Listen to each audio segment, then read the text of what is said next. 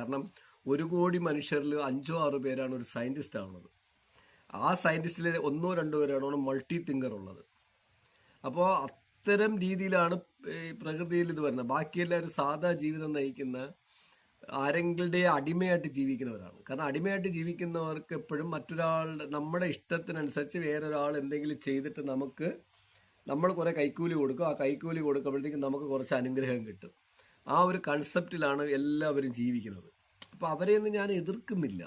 കാരണം ഞാൻ എതിർക്കാൻ ആരാണ്? അത് അവരുടെ കാര്യമാണ്, അതങ്ങനെ പോകട്ടെ. അതിലും ഞാൻ ഒന്നിനെ എതിർക്കാറില്ല. കാരണം ഒന്നിനെ എതിർക്കാറില്ല എന്ന് പറഞ്ഞു കഴിഞ്ഞാൽ ഇങ്ങനെയുള്ള കാര്യങ്ങൾ എതിർക്കാറില്ല. അല്ലാത്ത കാര്യങ്ങൾ നല്ല അന്തസ്സായിട്ട് എതിർക്കും.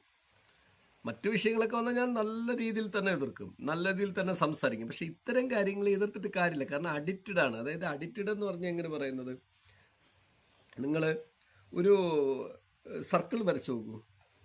ആ സർക്കിളിനകത്ത് കയറി നിന്നിട്ട് ഈ സർക്കിളിന്റെ പുറം ലോകത്ത് ഒന്നുമില്ല, ഈ സർക്കിളാണ് എല്ലാം എന്ന് തീരുമാനിച്ചു കഴിഞ്ഞു കഴിഞ്ഞാൽ എനിക്കൊന്നും ചെയ്യാൻ പറ്റൂല.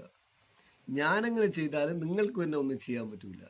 ചിന്തിക്കുന്ന ഒരു സർക്കിൾ ബ്രേക്ക് ചെയ്തിട്ട് എങ്ങനെ പുറത്തു പോകാമെന്ന് ചിന്തിക്കുക. സർക്കിൾ ബ്രേക്ക് ചെയ്ത് നമ്മൾ പുറത്തു പോകുമ്പോൾ എന്തുണ്ട്, ഭൂമി എന്ന് പറയുന്ന ഒരു സർക്കിൾ എന്ന് വെച്ചോളൂ.